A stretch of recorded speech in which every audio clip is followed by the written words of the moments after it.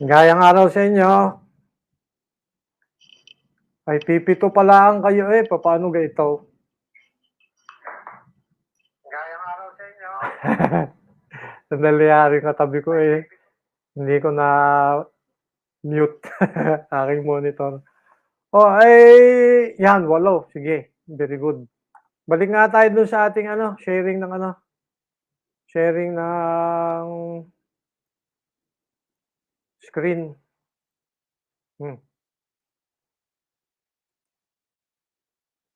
Unang tanong natin, tama ga o mali? Agree o disagree? Science as a system is absolutely reliable in terms of predictions. Yan. Ay 5 ang nagsabi agree, 4 ay hindi. Nako, naloko na. Isa lang ang dagdag sa disagree, suntukan na kayo. Terms that remind me of objectivity. Goal. Talaga naman. Maliban sa goal, ay lahat wala nang nagkasundo. Ay tingnan nyo, walang pagkakasundo. Scientific knowledge is objective knowledge. Alam nyo ba ibig sabihin objective? Nakakabili niya sa palengke, madami doon sa merkado. Objective knowledge. Yan. Filipinos at large are familiar with the nature and limits of the scientific method. Aba, ay lamang ang disagree. Ayos, ang buto-buto. Ngayon, garne. Balikan natin mamaya, ha?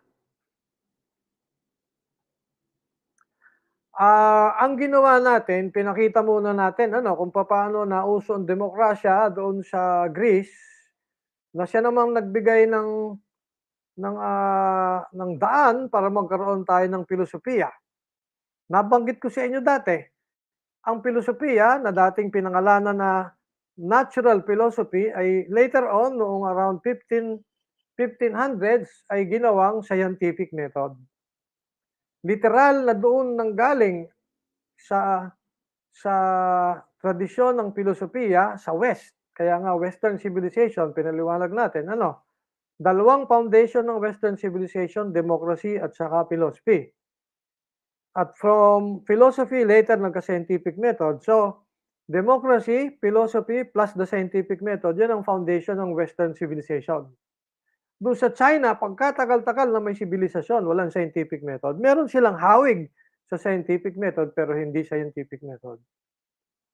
Hindi nakakapagtaka sa makatuwid na ang Europe at saka United States at iba pang mga bansa kagaya ng Australia, Canada, New Zealand, Japan ay dahil in-embrace nila ang scientific method at saka yung foundation niyan sa philosophy noong 19th century ay talagang sila ngayon ang may control sa buhay ng ating trade sa buong mundo. Hindi lang trade, militarily, marami dyan in control. But ang punto is, so nandyan ang Western civilization. Nandyan din ang science. Ano ga ang ating topic? Ang topic natin is strategic management. Pero sabi natin, strategic management, malaking kinalaman sa kapasidad na mga tuwiran, to reason. But then to reason means what? To reason means to make connections between those thoughts in your mind as if it were a machine. Ergo, our concept of mental model. Sabi natin, isang resulta ng Western civilization ay isipin ng ating utak at sa makatuwid ang ating pag-iisip ay isang klase ng makinarya. Ang tawag natin sa makinarya na yan ay mental model. Basic sa mental model ang conceptual framework. Basic sa mental model ang theoretical framework. Pag-uugnay-ugnay ng ating mga terminolohiya, therefore mga konsepto, at pag-uugnay-ugnay ng ating mga thoughts, in others, mga statements and mga facts, at mga prinsipyo. Pag pinagsama nyo yan, plus yung ating eksperyensya, inputs from experience, you have what you call your mental model. And given your mental model, you're able to predict the future. And as you predict your future, you now have control over your life, which makes humans very unique. Humans have control over their lives. They can be doctors if they want to. They can be engineers if they want to. They can be lawyers if they want to. Not like other animals and other biological organisms. Yan ang advantage natin. We are in control of our lives thanks to our mental models. Pinakita natin na given our mental models, malaki ang epekto sa ating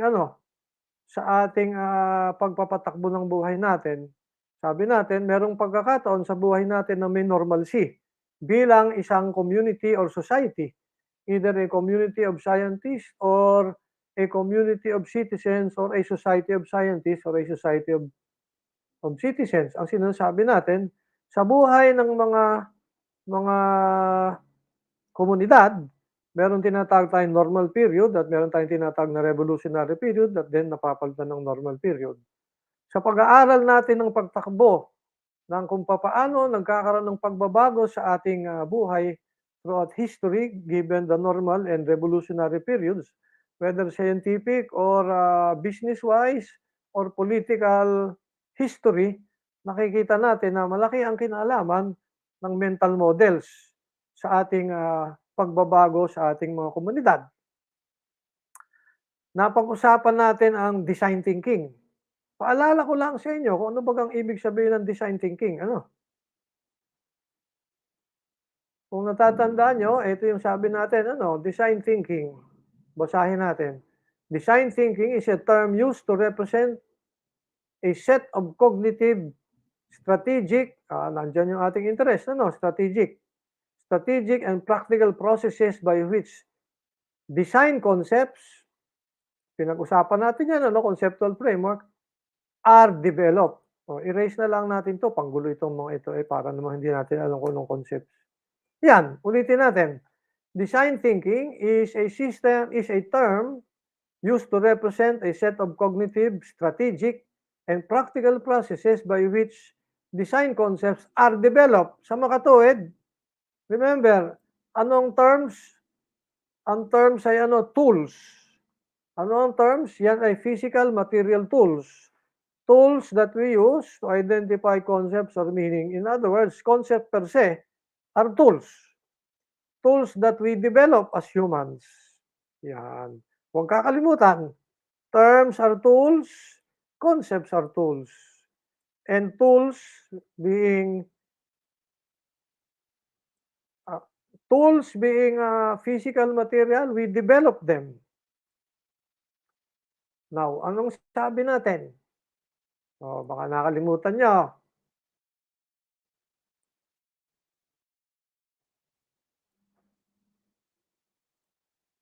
Sabi ko sa inyo, panoodin nyo yung sini dun sa entropy. Kayo naman Ano yung entropy? Second law of thermodynamics. Ay, tingnan nyo, Oreng, sagot ninyo.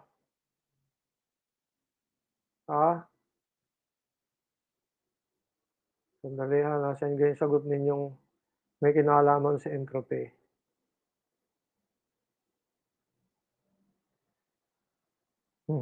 Mamaya natin balikan. Ganun Mag na lang tayo sa akin. Ay, ang sinasabi ng entropy ay madaling ipaliwanag Ganito, nagsimula tayo sa Big Bang. Isang point sa space na nagkaroon ng isang event. Yung event na yan, super event, nag-Big Bang, nag-expand hanggang sa nagkaroon ng universe. Bakit nagkaganon? Saka na natin pag-usapan. Ang importante, alam na natin na nag-expand ang universe. Nasusukat natin ang distansya sa pagitan ng mga galaxies.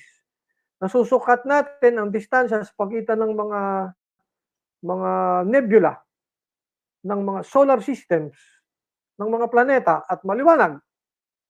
Kahit saan tayo tumingin sa buong universe using optical telescopes and using radio telescopes, maliwanag. Alam natin, naglalayo from each other ang lahat ng mga bagay na nasa universe. Conclusion, the universe is expanding. Now, as the universe is expanding, that means more events happen. Because when you have more space, then there are more things in space, then there are more events that can happen given those things. Pag maraming events, ano ibig sabihin? Maraming bagay na kailangang paliwanag kasi nadami yung events eh. Maraming bagay na kailangang paliwanag, maraming prinsipyo ang dapat gamitin. Eh kaso, ang humans, limited ang capacity na magkolekta ng prinsipyo. Ay, are isang prinsipyo, for all free falling bodies, F equals ma. Ay, are isang prinsipyo, a square plus b square equals c square. O, are isang prinsipyo, e equals mc square. Habang nakolekta tayo ng prinsipyo, ay mas marami naman ang pagdami ng events. Pag mas marami ang pagdami ng events, mas maraming bagay tayo hindi maintindihan. Pag mas marami tayong bagay na hindi maintindihan, given our mental models, remember, limited ang ating number of words, number of terms, and therefore number of concepts. Remember, hindi lahat tayo napasa sa UP. Bakit? Merong taong limited ang concepts, merong taong malapad ang concepts. Yung malapad ang repertoire ng concepts, sila ang natatanggap sa UP. Pero kahit na sinong pinakamatalino sa UP, na summa cum laude, kung sino man yan, hindi yan perfecto ang number of concepts sa kanyang isipan. Kahit na lahat ng tao sa buong mundo, hindi kumpleto ang konsepto na kailangan para ipaliwanag ang lahat ng mga events sa buong universe. Bakit? Ay habang natagal, inadami ang events eh. Yun ang tinatawag nating chaotic situation. Ibig sabihin, ay habang nadami ang events, kinukulang tayo ng prinsipyong magagamit sa pagpapaliwanag. Pag kulang sa prinsipyo ng pagpapaliwanag, ang tingin natin sa mundo, chaotic. Tama? Yan. So, yun ang ibig sabihin na entropy. Habang natagal, across time, ang mundo nagiging more and more complex. Nagiging less and less understandable sa atin. Let me repeat, less and less understandable sa atin. Yan ang sinasabi natin. Ang ating mental models sa ating isipan, limited ang kapasidad. As much as limited ang ating conceptual framework, therefore, limited ang ating principles, theoretical frameworks sa loob ng ating principles, sa loob ng ating mental model. So, limited ang number ng concepts natin, ergo, anong kailangan? Dapat nagde-develop tayo, dapat tayo ay nag-i-innovate. Habang natagal ang panahon, hindi pwede tayong tumigil mag-innovate. Pag nag-i-innovate, ibig sabihin nag-i-invento or yung dating luma, pinapaganda ng mga konsepto para yung mga konsepto mas kagamit-gamit sa pagpapaliwanag. Hindi tayo pwedeng basta na lang umasa doon sa normal situation natin. Sabi nga natin, kahit anong mangyari, yung ating sitwasyon na normal, nagkakaroon niya ng anomalies. Kung natatandaan nyo, pinag-usapan natin, ano? Whether we like it or not, we expect anomalies. Kaya nga ang mga prinsipyo ng science, ang tawag natin ay theories, hindi truth. Bakit? Kasi given the anomalies later, we will have to revise our conceptual framework, and so what can be true today can be false tomorrow. What can be false tomorrow can be true another day. Yan ang epekto ng entropy sa atin. The challenge of entropy is to adjust, in other words, to adapt.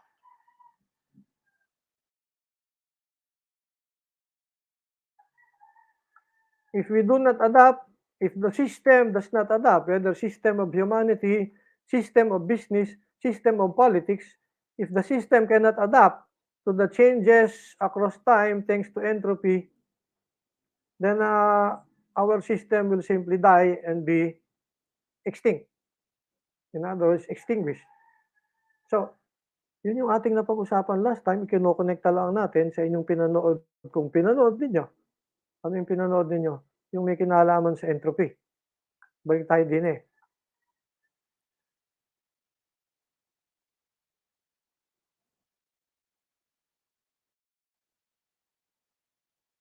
Science as a system is absolutely reliable in terms of predictions.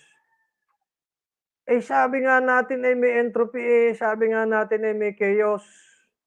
Eh paano magiging absolutely reliable? Ibig sabihin, pag sinabi nyo absolutely reliable, hindi nagkakamali. Eh papatunayan ko sa inyo sa isang maiksing pagpaliwanag, ang scientific method ay problemado rin. So, tama ring 5. You should disagree. that scientific science as a system, that scientific theoretical frameworks as systems cannot be absolutely reliable.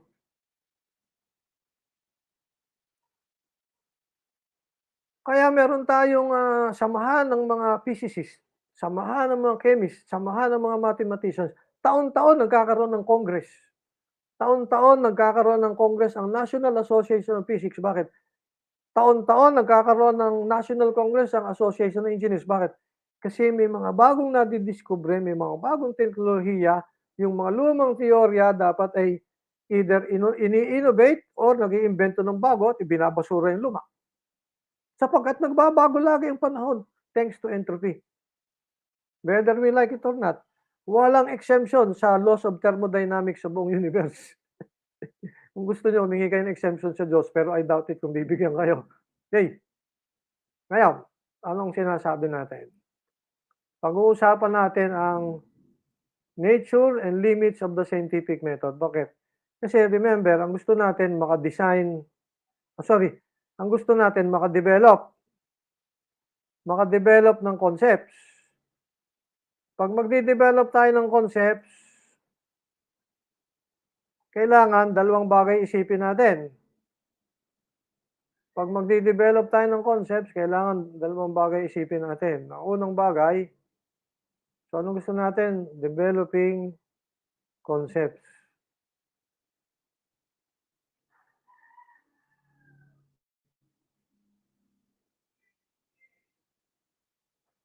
Bakit kailangan nating mag-develop ng concepts? Sapagkat laging nagbabago ang panahon. Sa pagbabago ng panahon, yung okay kahapon, hindi na okay ngayon. Ngayon, pag magde-develop tayo ng concepts, kailangan one, alam natin ang history natin o scientific concepts. History of concepts, scientific or otherwise. Yan na nga yung pinag-usapan natin. May normal period, may revolutionary period. And in general, dapat alam natin ang scientific method. Ano ba ang nature ng scientific method? Bakit? Kasi hindi naman tayo gagamit ng religion para mag-develop ng ating strategic plans. Remember, ang gusto nating mangyari, makagawa tayo ng strategic plans. Yung strategic plans natin, dependent sa ating concepts. Dependent sa ating concepts. That's one. Mamaya papaliwanag ko sa inyo. At dependent sa ating mental model. Remember, your conceptual framework determine your theoretical framework, your principles.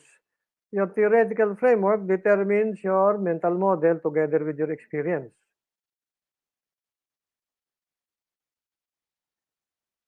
Yung strategic plans natin ay dependent sa ating conceptual framework, dependent sa ating mental model.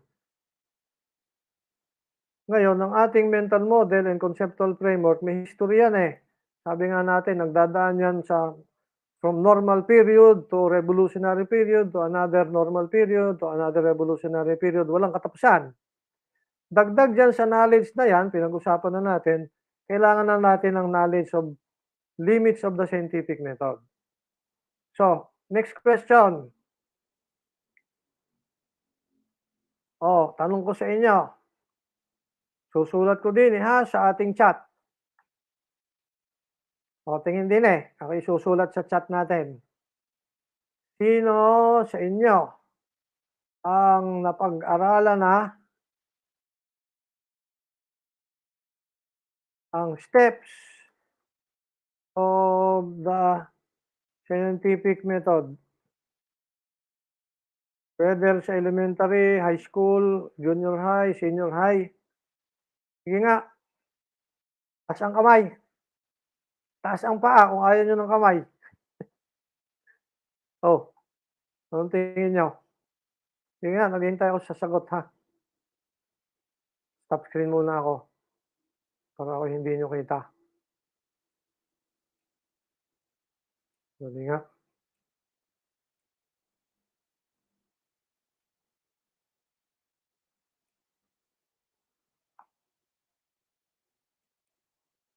Gusto nating pag-usapan ay ano, steps of the scientific method.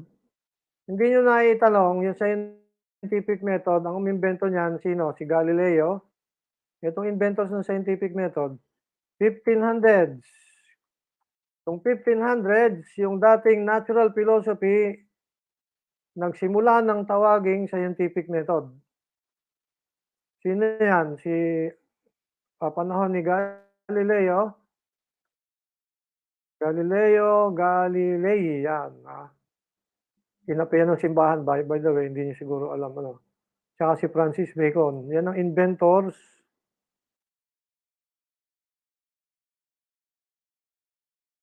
Yan ang inventors ng scientific method. And by the way, since ang scientific method, ang foundation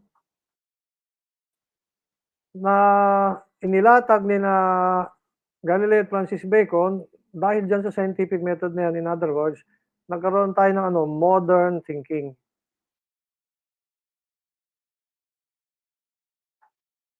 Kung walang scientific method, walang modern thought. Now, ito yung tanong natin alam niyo ba kung ano itong lintis na ito? Kung hindi niyo alam, ay ituturo ko sa inyo doon sa merkado kung saan nabili niyan. Ano ang sagot? Ako po, si Ma'am Precious. Ikaw naman napaka-kulit mo, no? Wala kang hindi alam. Si Miss Bea Bianca, siya rin. Ay bakit dadalwa lang? Kadami ninyo dadalwa lang. Ay 20 kayo. Ay 10%. Ay ito ang tanong. Ay ilan ang steps? Ilan ang steps? Miss Bianca, Miss Precious Divilla. Ilan ang steps? Gana rin para huwag tayong magtakal, maubos ang oras sisimulan ko na. For our purposes, there are 5 steps of the scientific method. Steps of the scientific method. Itong sinasabi kong 5 steps na ito ay napulot natin tabi-tabi. Yung 5 steps of the scientific method na babanggitin ko ay isinulat ng dalawang propesor ng Harvard University. Yung isa si Melvin Fuller. Yan, professor ng biology, si Melvin Fuller ng Harvard University. Yung isa si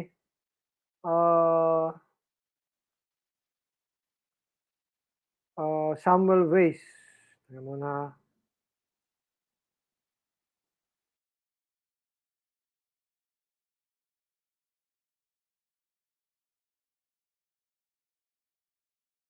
Teka, akin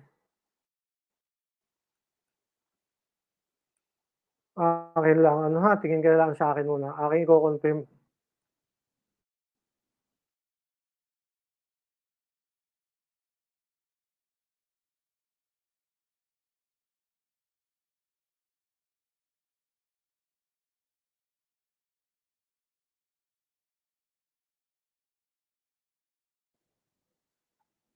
Sabi ko na may mali ako. Sorry ha. Kinonfirm ko lang ha. Ang pangalan ng isa ay si Paul Weiss. Yan. Itong dalawa na ito, binanggit ko ng pangalan na ito, sila ang sumulat ng isang libro sa biology kung saan natin pinulot yung The Steps of the Scientific Method. Hindi lang sila ay professor sa Harvard University, sila ay mga kilalang scientist. So hindi lang natin haka-haka ito, kinuha natin to sa practicing scientist. Anong sabi nila? The first step of the scientific method ay problem formulation. Yan. Hindi. Ganito ha. Niloloko ko kayo? Marami sa inyo, tama, mali, sagutin niyo ako diyan sa chat ha, tama, mali. Marami sa inyo 'pag mag-e-experiment, ano, experiment sa physics, experiment sa chemistry, required yan sa atin sa high school, eh. Ang unang pinapasulat sa inyo, problem formulation, ano? Sa makatuwid, 'pag yun ang unang sinusulat ninyo, natatanim sa isip ninyo. Ang unang step ng scientific method ay problem formulation. Yun ang natatanim sa isip ng marami.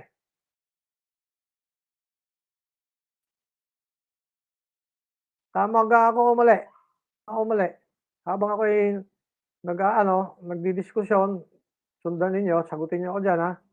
Actually, sa totoo lang, we are given that impression. The first step of the scientific method is problem formulation. In fact, mamaya ipapakita ko sa inyo, merong mga association ng mga scientists, ayun nga nakasulat, eh. Ay, hindi totoo 'yan. In fact, ang problem formulation ay only second step, sabi ni Melvin Weiss, Melvin Fuller at Paul Weiss. Second step 'yan, second. Second step, problem formulation. Eh, ano yung first step? Ano yung first step? Ang first step is observation. Anything that cannot be observed cannot be investigated by science. Bakit? Kasi observation ang pinakaimportante. In fact, yung concept ng observation, yan ang pinagbabatayan ng objectivity. Take note, objectivity comes from the word object. Comes from the word object. Ay nakagtataka naman ako sa inyo. Ay nakalagay din sa terms that remind me of objectivity. Ay walang nagbanggit kahit isa ng object, eh. Meron ga? Ay may nagbanggit din, eh, thing. Nasaan ga yung thing? Thing, may nagbanggit dito ng thing. Perception, action, ayun, things. Kagaling naman. Sino nagbanggit ng things? Sino nagbanggit ng things? Tama, ano, sabi ni Ma'am Precious de Villa, saka ni Mr. Hardin, saka ni Ma'am Bea Bianca, ay tama, ay ano, lagi sinasabi problem formulation. Ang una ay hindi. Ang unang step ng scientific method, ulitin natin, ay observation. Itong konsepto ng observation, yan ang basis ng objectivity. Bakit? Objectivity comes from the word object. Objects, kagaya ng tables, kagaya ng viruses, kagaya ng bacteria, objects are supposed to be observable. Tama? That's why we know they're objects, because we can observe them. And when we can observe them, we can sense them. Pinag-usapan na natin yan.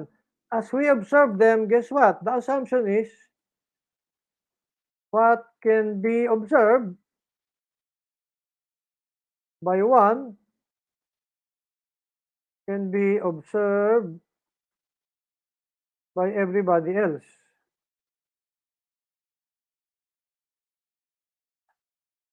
Yan. Yun ang basis ng concept ng objectivity, eh. Ulitin natin, anong basis ng concept ng objectivity? Ito, what can be observed by one can be observed by everybody else. What is that being observed? It's called the object. Sa makatuwid, pag yung kaharap mo ay lamesa, para sa ibang tao lamesa din yan. Kaya objective, walang bias. Pag sinabi mong pula ang iyong na-observe, nakikita na iba'y pula, ibig sabihin objective yan. Walang bias. Yun ibig sabihin natin objective, eh, walang bias. At pag sinabi ninyong the scientific method ay objective, gives you objective knowledge, ibig sabihin, yung lahat ng prinsipyo ng science ay sinasabi natin walang bias. Yun ang gusto kong sabihin. Ang prinsipyo ng science, walang bias. Ulitin natin. Sabi natin kanina, scientific knowledge is objective knowledge. Tama yan, 11. Yan ang assumption natin. Under normal conditions,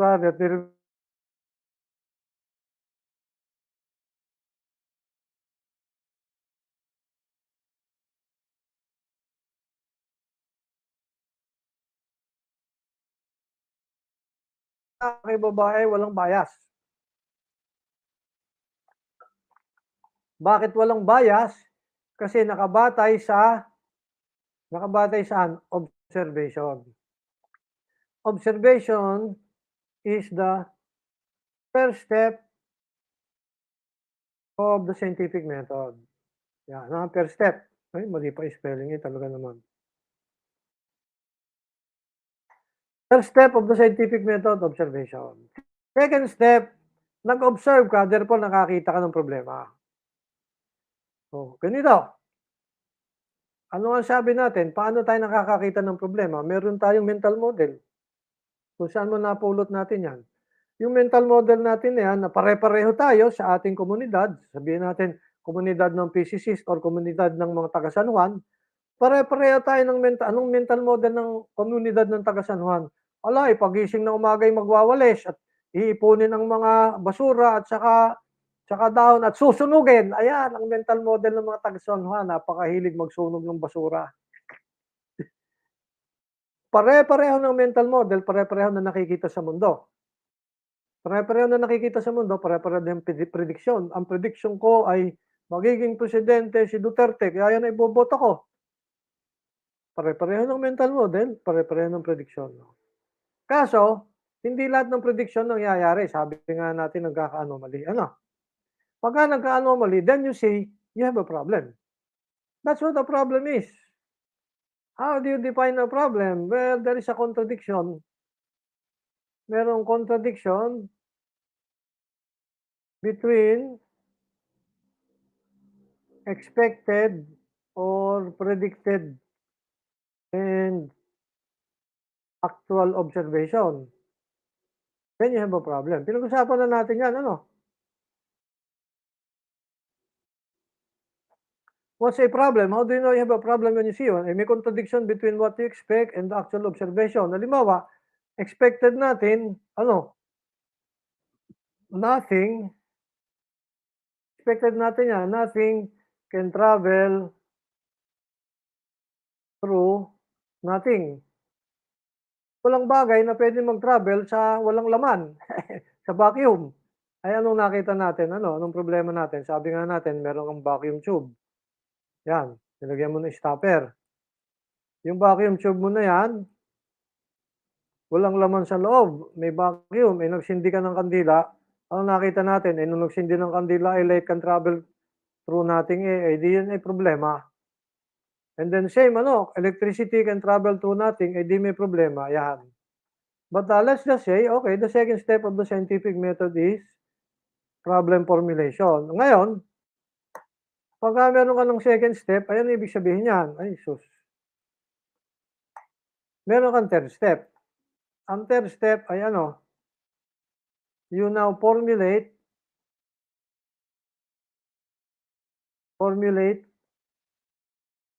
your hypothesis. Yan. Formulation of hypothesis. Yan ang third step. Yan. So, sulat natin ha. Ang first step, observation. Second step, problem formulation. Yan,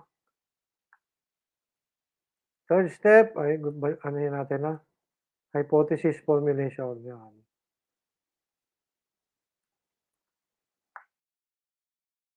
Ilong po. Okay, that's the third step. Napakasimple. Bakit third step yan? Ay alam mo na nga na may problema, kaya di gagawa ka ng solusyon. Yan. Ito yung tanong. Ay bakit hypothesis ang tawag? Pwede naman nating tawagin ng hula ka ng solusyon. Hulaan mo solusyon. Guess. Anong pagkakaiba ng hula or guess sa hypothesis? Ulitin natin. Anong pagkakaiba ng hula or guess sa hypothesis? Magkaiba yon. Ganito. Lahat ng hypothesis ay hula, pero hindi lahat ng hula ay hypothesis. Ay bakit nagkagayon? Wala, eh, gusto ko, eh. Pakialam pa kayo. Oh, gano'n rin. Puwede nating i-drawing, eh. Halimbawa, kunyari ito ang set of all guesses. So, lahat ng guess, 'yan, 'di ba? Oh, pangit. Ulitin natin na set of all guesses. Oh, so meron kang set, lahat ng hula sa mundo. Kaya lang merong subset. Yung subset, ano 'yun, ito yung tinatawag nating hypothesis. Bakit subset? Papaliwanag natin. Hypothesis. Yung hypothesis, guess din 'yan. Kaya lang yung hypothesis may dagdag na description. Oh, ano yung dagdag na description? Yung hypothesis ay sabihin na natin na intersubjective.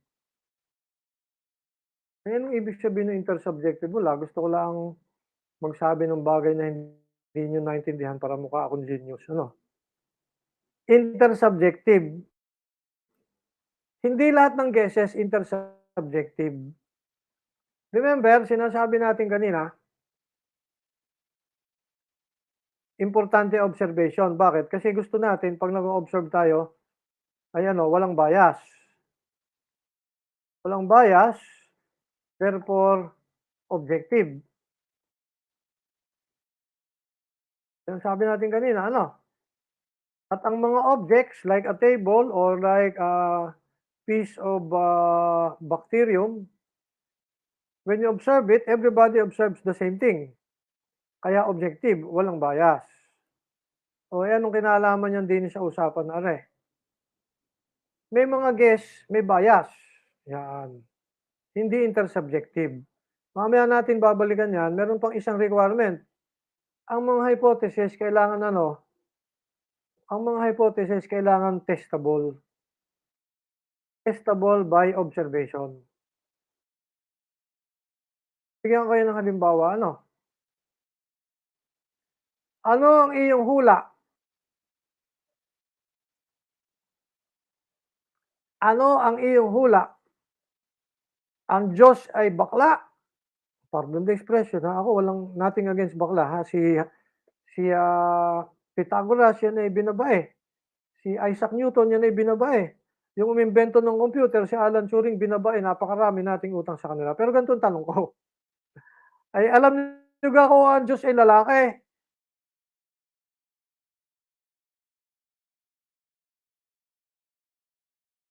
Babae o binabae? Mr. Bernal, yuhu. Lalaki ka o babae ang Diyos?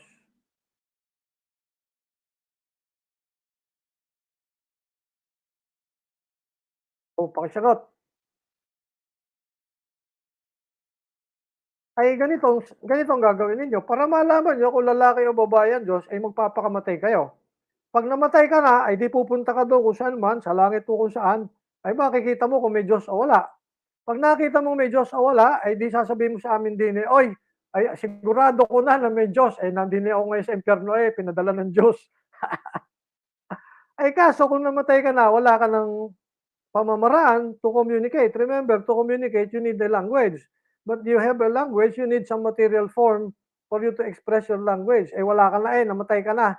Naging alikabok ka na lang, sinunog ka na siguro. O papaano? Yan. Gender po ay dahil hindi po siya human, God po siya. Paano mo nga nalaman, Miss Jamaica? Ikaw ay nag-observe. Did you use your eyes? Did you use your nose, your ears, your mouth, your skin? What did you use to sense, to observe that God has this or that gender? Yun ang gusto kong sabihin. Yung mga ganyang katanungan, hindi pwedeng sagutin ng science. Ulitin natin. Yung mga ganyang katanungan hindi puwedeng sagutin ng science sapagkat ang mga hula ng science dapat ay testable by observation. Kung di siya testable by observation, hindi siya considered a scientific guess, therefore hindi tatawaging hypothesis. May mga guesses kagaya nung ang Diyos baga ay, lalaki o babae, ay manghuhula ka, sabihin mo walang gender, kahit na anong sabihin mo yan ay hula laang, wala yang observation. So, dalawang halimbawa, ang hypothesis ay hula rin. Kaya lang in addition to being a guess, isulat natin ha, in addition to being a guess, ang hypothesis ay kailangan to testable by observation.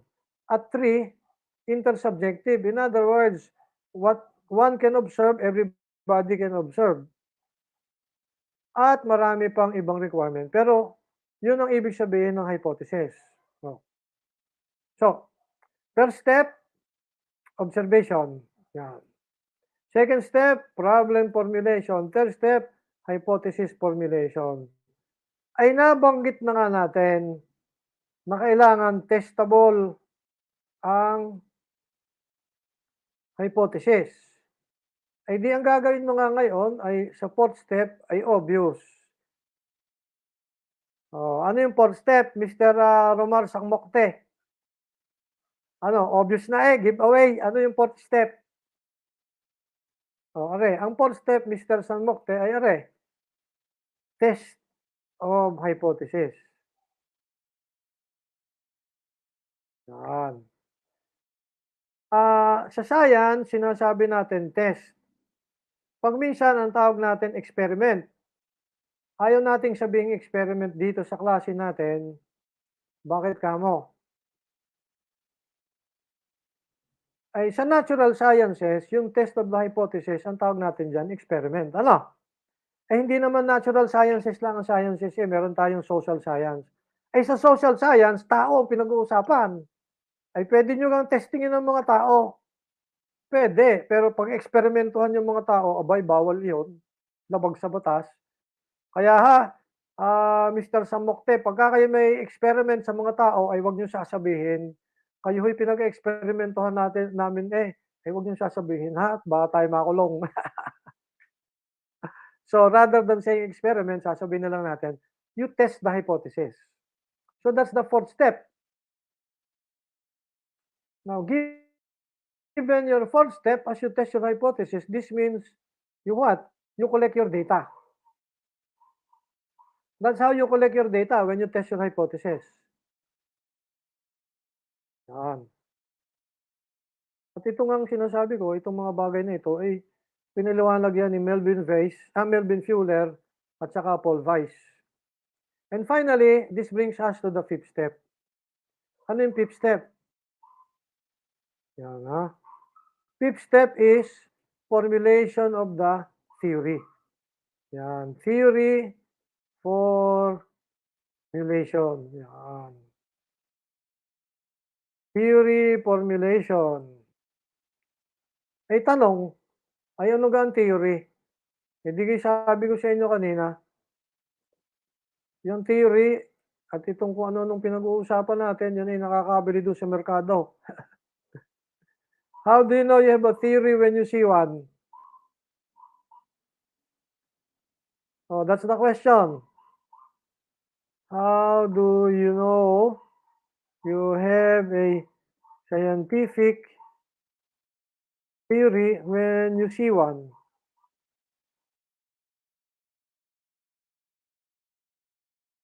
Honest question yan.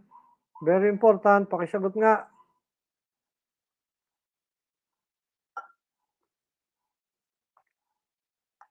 Lagay natin din sa ating, ulitin natin lagay natin din sa ating Mentimeter. Add slide. Word cloud. Lagay natin sa word cloud. Terms that remind me of the word theory. Sige nga.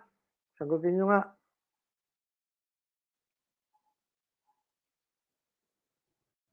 Terms that remind me of the word theory. Oh, balik tayo dito sa inyo ha. May sumagot na nga. How do you know you have a scientific theory when you see one? Ay simple lang. Ay di kukunin mo, pipisil-pisilin mo, aamoy-amoyin mo. Kung gusto mo tikman mo pa, pagka natikman mo, sabihin mo, ay puta na, theory nga are, tikman mo are, subo mo. Paano nyo malalaman you have a theory when you see one? Nga. A theory is a sentence.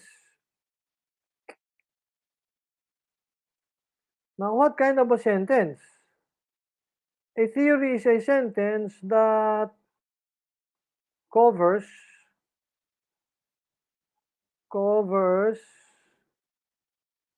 a number of things, or better yet, a universe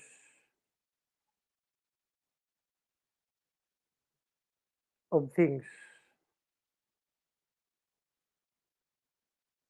Pag sinabing yung universe, ibig sabihin all of something. Let me repeat. Pag sinabi yung universe, all of something. Pag sinabi mong universe of glass, of tables, all tables. Universe of bacteria, all tables. A sentence that covers a universe of things, that's what you call a theory. It usually goes this way. Given any x,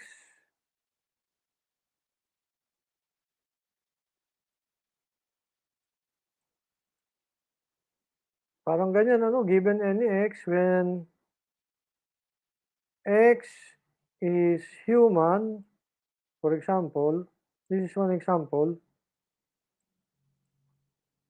Ay, ganito na lang ha. Mahirap magsulat ng gamit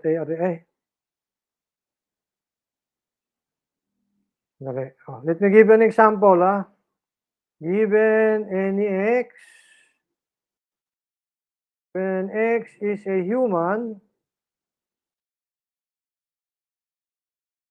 then x has 23 alleles. Tama ba? Tama. Alam nyo ba kung ano ibig sabihin ng alleles?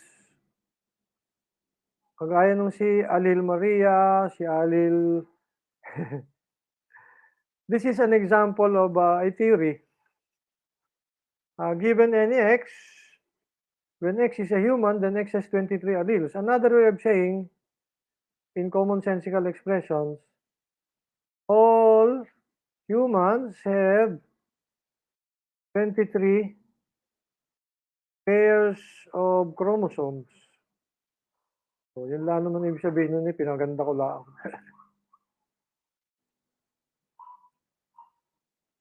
Yan, In other words, you're talking of all the universe of humans. Yan. Okay? Now, in other words, a theory is a generalization.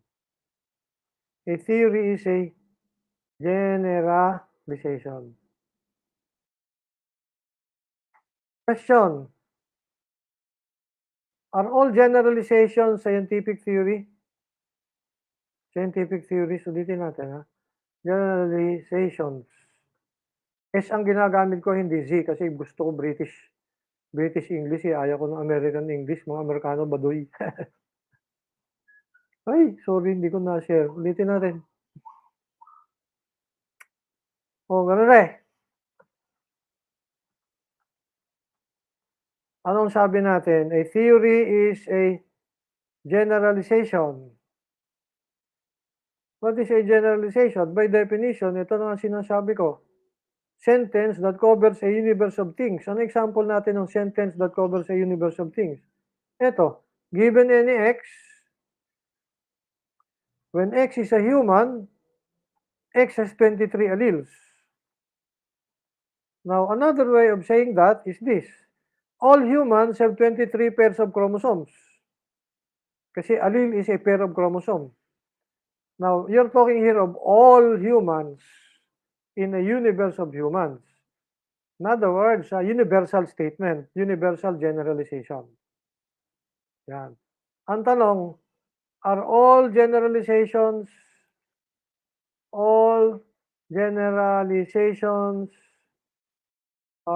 scientific? Yun ang tanong. Are all generalizations scientific? Ang sagot ay hindi. Hindi. Yan. Ay paano nangyari yun? Eh di ganun eh. Merong set, ulitin natin, may set of things called generalizations. Okay, tawagin natin. Generalizations. Sabihin natin, yan ang universe ng lahat ng generalizations. Merong subset, yun uli, may subset yung generalizations.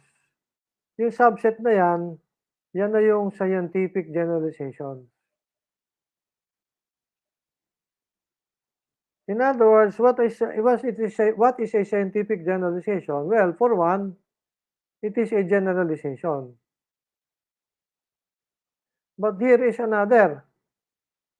Meron pang isang requirement. There's a second requirement. Ano yung second requirement? Yan. Okay. Balik tayo din sa inyo.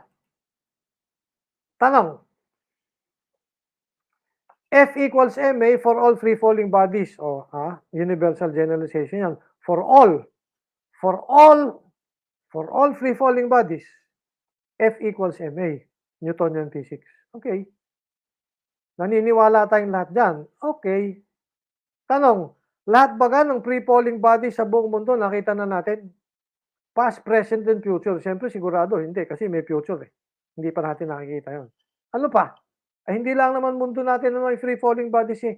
May free-falling bodies dun sa buwan. May free-falling bodies dun sa Mars. May free-falling bodies dun sa ibang planeta. So, nakita na natin lahat ng free-falling bodies? Hindi. Ay bakit tayo naniniwala na for all free-falling bodies, F equals ma? Yun ang katanungan. Sabihin natin ganito. Ang mga taga San Juan ay relihiyoso. Meron tayong universe of discourse, maraming tao sa San Juan. Ay anong sinasabi natin? In general, mga taga San Juan, ang mga San Juanin ay relihiyoso. Okay. Tanong, 100% ba ng mga taga San Juan relihiyoso? Hindi. Puta na, daming kriminal din dito eh. Pagkagabi nga, daming lasinggero diyang pakalat-kalat kung saan sang mga sulok. Yan. Ngayon, ang gusto nating sabihin? May generalization ka. Ang mga San Juanin, in general, ay relihiyoso. Pero may exception. Yan. Ang mga taga-BEC na college ay matatalino. Tama. Yang gay 100% absolutely ay hindi. Bakit? Ay may nabagsak eh. Malay nyo may bumagsak dito sa strategic management. Kawawa naman. Ay si Professor Divilla nagbabagsak ka. Nangiti lang ako pero gago rin ako. Ganito. Pagdating doon sa free-falling bodies, ano nga sabi natin? For all free-falling bodies, F equals ma.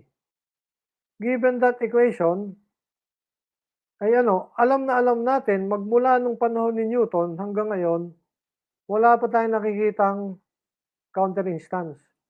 No counter instance.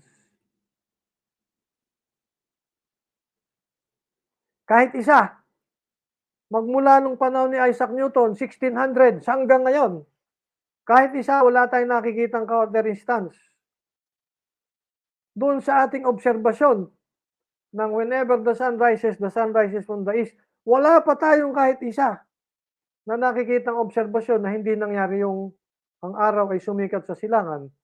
So, pag meron kang generalization na 1, ulitin natin pag meron kang generalization na 1, ay covers a universe of discourse, and 2, Walang counter instance, hindi siya ordinary generalization. Siya ay scientific generalization. So, anong nangyayari? Sinasabi natin, ganun meron kang set ng generalizations, lahat ay generalization, pero may subset. Yung subset na yan ay ano, one, kailangan siya ay generalization, kasama nga din covers a number of things, a universe of things, and two, requirement na siya ay ano, no counter instance. So, very more specific ang scientific generalization. That is to say, all scientific generalizations, in other words, all theories, anong tawag natin? Pagka scientific and generalization, ang tawag natin theory. All theories are generalizations, but not all generalizations are theories. Yan. All theories are generalizations, but not all generalizations are theories. Nga, maliwanag. Tanong. So, anong nalabas na produkto ng scientific method? O, balik tayo din Let me repeat the question. Anong lalabas na produkto ng scientific method? Pag sinunod mo yung method, may produkto. Pag sinunod mo ang method, may produkto. Ano yung produkto? Ay theory. So long as you follow the method, you end up with a theory. Yan. May tanong ngayon ako. Bakit hindi natin sabihin, after my experiment, after using the scientific method, I intend to come up with the truth about free-falling bodies, with the truth about all living things, with the truth about organic material, with the truth about planets. What is the truth about planets? Planets revolve around the sun in elliptical form, not in circular form. Question, bakit hindi truth ang sabi ko, the truth about planets, rather than saying truth about planets, the theory about planets ang sinasabi ko. In science, we do not use the term truth. In science, we do not use the term truth. Ang tanong bakit hindi truth ang itawag natin sa product ng science? Bakit nga hindi? After my experiment, I will produce the truth. Rather than truth, we use the word theory. Principio, rule, generalization, that has no counter instance. Yan. And this brings me to the limits of the scientific method. Let me repeat, this brings me to the limits of the scientific method. Maraming limitasyon ang scientific method. Halimbawa, Halimbawa, ito.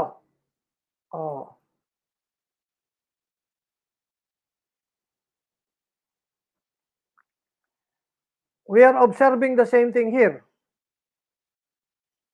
Let me say it again.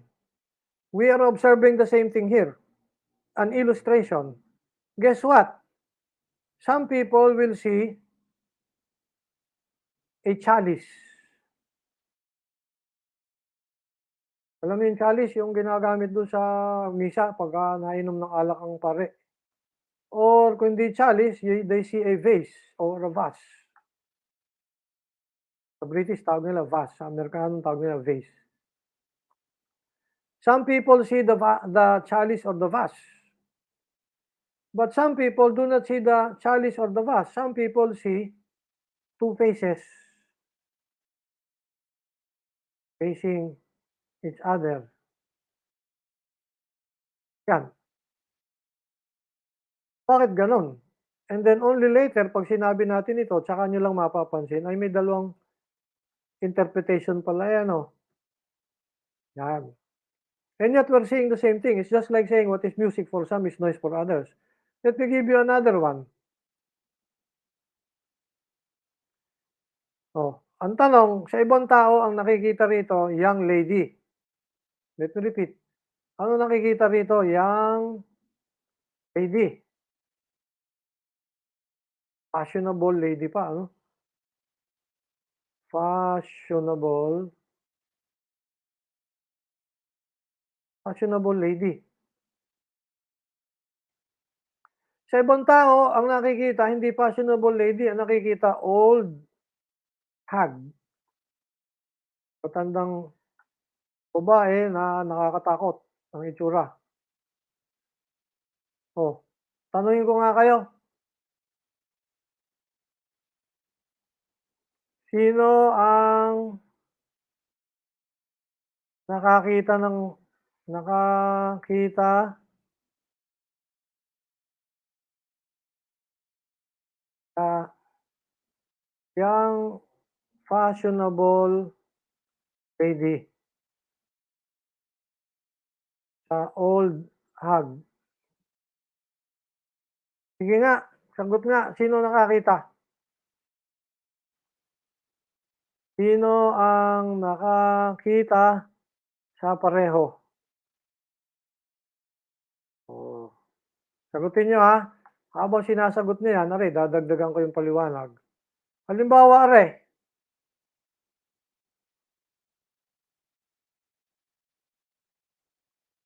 halimbawa, are ha, teka ko, kadami na nating nagawa. Halimbawa, are ha, drawing ako ng akin. Ay, mali.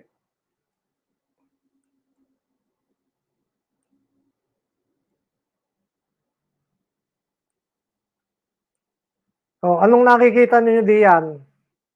May mga bata ang sasabihin, ay ang nakikita ko diyan ay ano, itik. Bakit? Ay ari eo. Ari ang itik eo. Ari ang pakpak o. Ari yung paa. Yan. Itik yan. Ay merong iba ang sasabihin, aba hindi itik ang nakikita ko ang nakikita ko ay are. Ano nakikita ko? Are, rabbit, kuneho. Nasaan yung kuneho? Ay di are. Yan o, yan yung kuneho o. Kita niyo yung kuneho? Ay so, what is a duck or bird for some is a rabbit for others?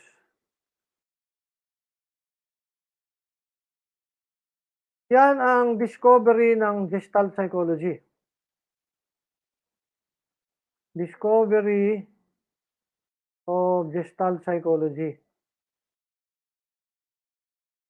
Ano ang discovery ng Gestalt psychology? Gestalt psychology says that observation is never neutral. Observation is dependent on past or prior experiences. Yan isang sinasabi. That's one. Ano pa isang sinasabi? No experience can be taken in isolation. Yan ang isang sinasabi pa ng Gestalt psychology. Yung Gestalt psychology, mind you, nag-eksperimento yan since 1890s. Gestalt psychology as a science of psychology has been with us since the 1890s. And Gestalt psychology is saying observation is never neutral. Observation cannot be neutral, cannot be objective. Yun ang isang masakit.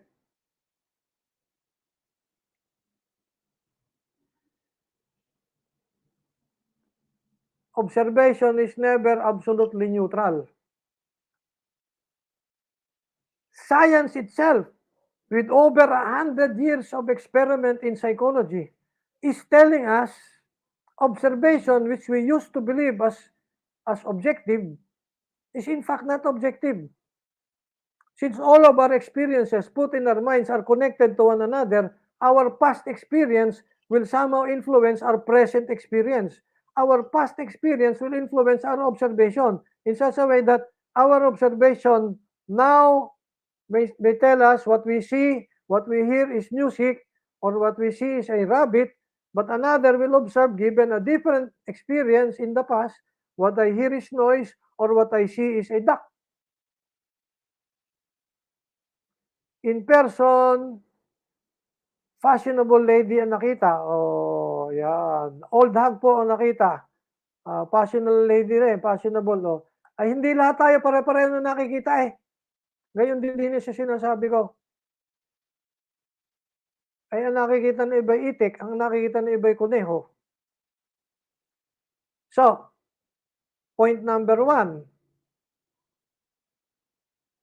To say that observation is neutral and objective is already questionable. Aba, ay tagilid na ito. Step number 1. Step number 2. Step number 2, another problem. Step number 2. Nung buhay pa ang nanay ko, nauwi din eh. Dito sa atin. Galing Amerika. Tatay, nanay ko, lahat ng kapatid ko, lahat ng pamangkin ko, nasa Amerika eh. Ako lang ang tatanga-tangang nagtitiis din sa atin eh. Ay pag nadating ang nanay ko, sasabihin sa akin ng nanay ko ay, "Uy, kawawa naman ng aking baby, sumama ka na sa amin sa Amerika." Ay di sasabihin, "Oh, ay sira ang putang ina eh." Sasabihin ng nanay ko, "Ay sumama ka na sa Amerika, kawaawa ka naman, ay kay puro utang na laan diyan eh, ay dun ay napakasaya namin sa Amerika." Ay sasabihin ko, "Ay sira talaga ang ulo na ring nanay ko, bakit?" "Ay ako ang panganay ha, ay tingnan niyo puti ang aking buhok. Ay yung aking mga kapatid ay puti na lahat ang buhok eh, akong panganay. Ay mas masaya ako din eh." Ay anong gusto kong sabihin? Ay may mga tao, ang gusto ay dollar, dollar, dollar. Kwarta, kwarta, kwarta, bahay, bahay na malalaki. Ay iba ako eh. Iba ang nasa isip ko. Nasa isip ko yung magturo. Ang nasa isip ko ay tumulong sa BEC. Nasa isip ko ay tumulong sa San Juan. Bakit? Ay tanga ako eh. Hindi tayo lahat pare-pareho ng pinapahalagahan, Miss Precious de Villa. May ibang tao, ay ang hilig ay chicks. Naku, napaka-chick boy. May ibang tao, ang hilig ay boys. Naku, napakahilig sa mga gwapo, mga opa, opang-opa. Yan. Ay may ibang tao, ang hilig ay chicks and boys eh. Tama ga ako, Miss Lucero? Ay hindi lahat tayo pare-pareho ng gusto sa mundo. Hindi tayo pare-pareho ng pinoproblema sa mundo. Yung nanay at tatay ko, ang pinoproblema nila, kwarta. Ay hindi ganun ang isip ko. Iba ang pinoproblema ko. Ang pinoproblema ko ay edukasyon ng bayan. Yan. Oh, ay di, anong sinasabi natin? Hindi lahat ng tao ay pare-pareho ng inoobserbahan. Sabi nga ng gestalt psychology, nalabas din, hindi lahat ng tao pare-pareho ng pinapahalagahan. At kung hindi lahat ng tao ay pare-pareho ng pinapahalagahan, hindi lahat ng tao pare-pareho ng problema. Ngayon, ano ibig sabihin niyan? Ay ganito eh. Sabi nga natin, sabi ng gestalt psychology, no experience can be taken in isolation. Napatunayan na yan ng science. No experience can be taken in isolation. Kung totoo yan, then no thought in your mind can be taken in isolation. Ay ang gusto nating sabihin, your thought about your problem and your thought about your observation ay naghahalo eh. Naghahalo ang balat sa tinalupan. Yun ang sinasabi natin. Ganun eh. Guguluhin ko pa kayo. Nag-observe ka, nakakita ka ng problem. Tama. Ang tanong ay bakit ka in the first place nag-observe? Kaya ka nag-observe ay dahil meron kang problema. Hindi ka nag-observe para mag-observe lang. Walang scientist na uupo sa kanto at uupo doon. Anong ginagawa mo? Nag-observe. Eh, anong obserbahan mo? Hindi ko alam eh. Hindi. Ang mga scientist, pag umupo kung saan, may alam na problema. At kaya sa umupo doon, naging physicist kasi problema sa physics. Kaya sa umupo doon, ay naging biologist kasi may problema sa biology siya. Hindi siya basta umupo doon na, basta gusto ko maging scientist, o obserbahan ko kahit ano. Ay hindi gayon. So, when a scientist sits down and observes, he already has a problem in mind. But then how did he find out about the problem? Because he observed. So, tanong, alin ang nauna? Yung chicken or the egg? Nauna ga yung itlog o nauna yung manok? Nauna ga yung observation o nauna yung problem formulation? Sagot, batay sa eksperyensya, ay hindi mo talaga masasabi. Yung obserbasyon at yung problem formulation magkahalo.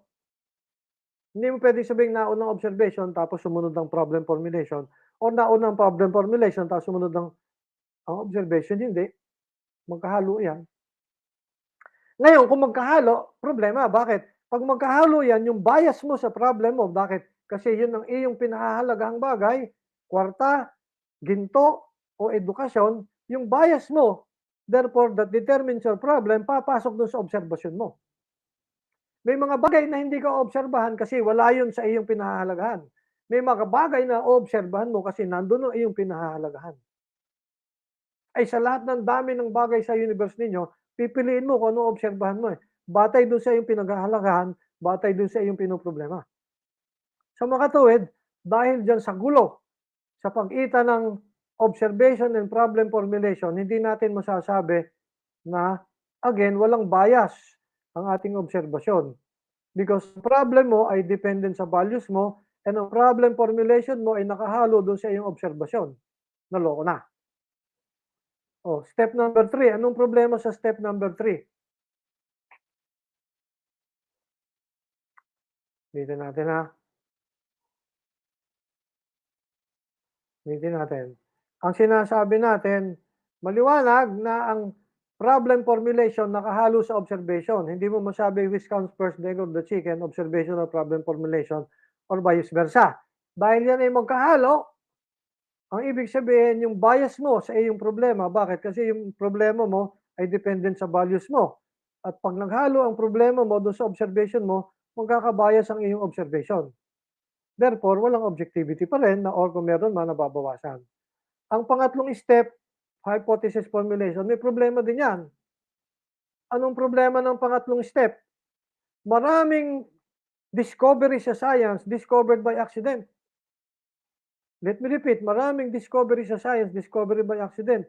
Halimbawa, paano natin na-discover ang laws of buoyancy? Ang naka-discover ng laws of buoyancy ay si Archimedes ng ancient Greece. Bakit? Si Archimedes, binigyan ng problema. Sabi nung hari, ako'y merong corona. Ay niloko yata ako nung jeweler. Hindi lahat ng ginto na ibinigay ko, nilagay din sa corona. Ay sukatin mo nga. Kung nilagay lahat ng ginto, ay sabi, pero sukatin mo, pero wag mong tutunawin ng corona sapagkat yan corona na ng bayan eh. Ay sabi ni Archimedes, sira ulo ng puta ng hari ito, paano ko gagawin yon? So ang ginawa ni Archimedes, pumunta lang, naligo sa bathtub. Umawas ang bathtub. Nung umawas ang bathtub, sabi niya, ari ang solusyon.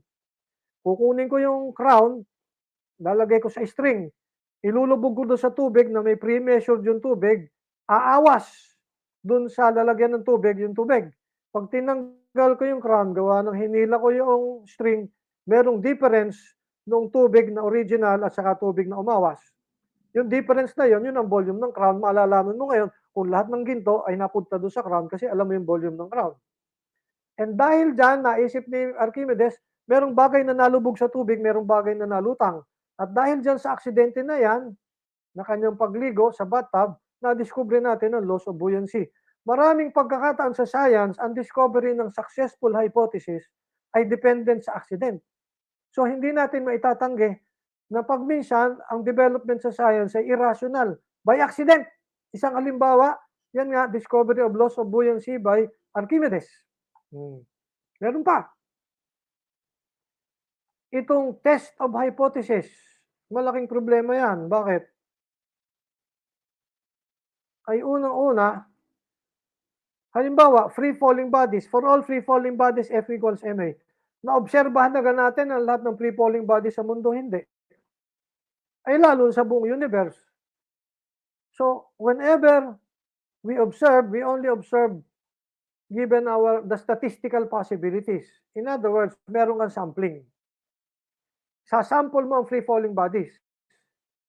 Ngayon, ganito ang gusto nating sabihin. May sample, maayos. May sample, hindi maayos. Ulitin natin. May sample maayos, may sample hindi maayos. Ano ang pinoproblema natin? Gusto nating malaman, gusto nating sukatin, yung teorya baga ay maayos. Yung hypothesis baga ay maayos. Ulitin natin.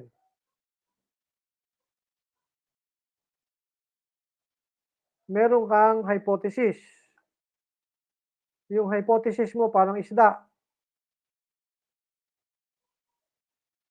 Susukatin mo ngayon, maayos ba gayang isda na yan o hindi?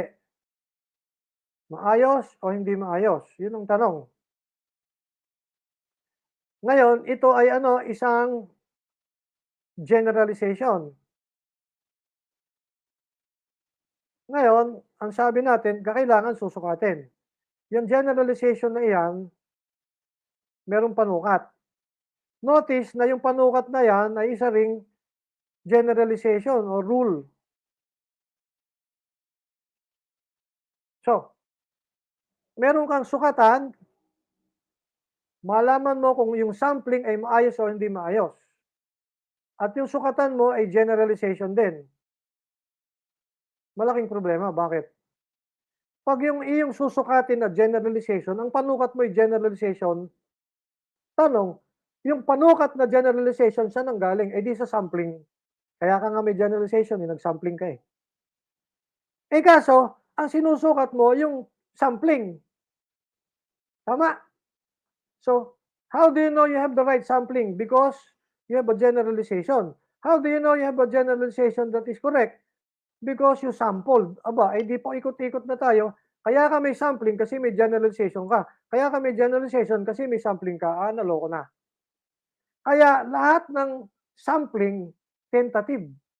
There is no absolutely reliable sampling in the whole universe given that situation that when you have a sampling, a principle of sampling, you have to measure it. But when you have to measure it, you have to do your own sampling. So which comes first, the egg or the chicken? And so, lahat ng experiment, lahat ng sampling, tentative. Hindi absolutely reliable. Hindi tinuro sa inyo ng teacher niyo yan, ano? O ano pa? Ang sabi natin, merong fifth step. Ano yung fifth step?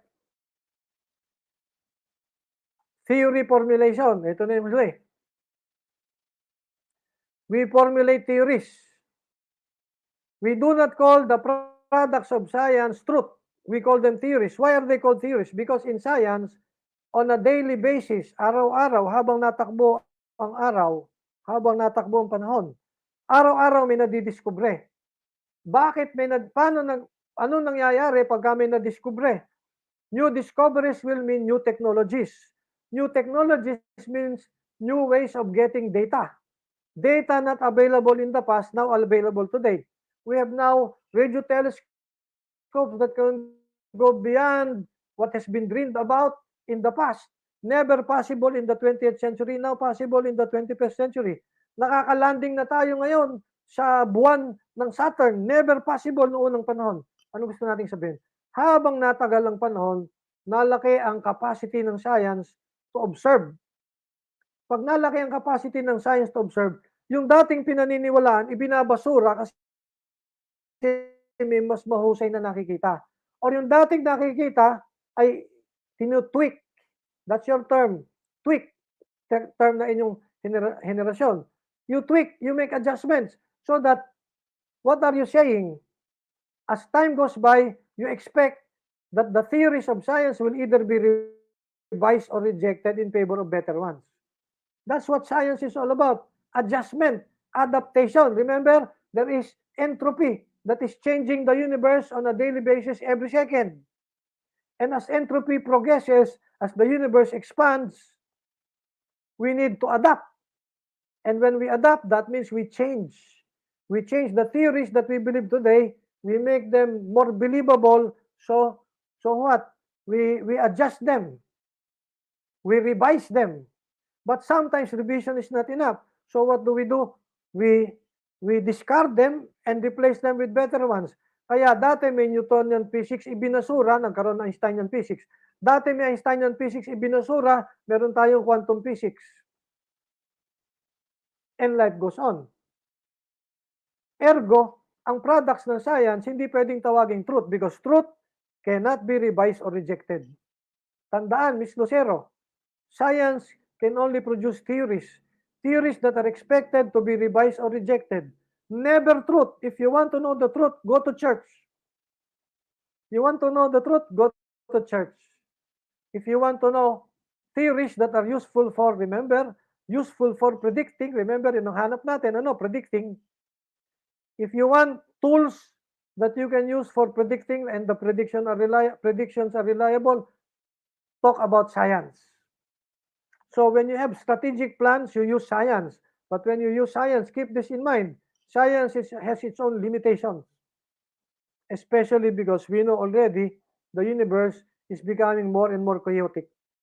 Naubos na po ang oras natin. Maraming salamat po. Maligayang araw. Kung may tanong kayo, bahala kayo sa buhay ninyo. Kung may tanong kayo, email niyo ako ha. O kaya tanungin niyo ako diyan sa ating Google Classroom. Maligayang araw po. Ingat lagi ha. Bawal magkasakit. Daming salamat sa inyong pakikinig.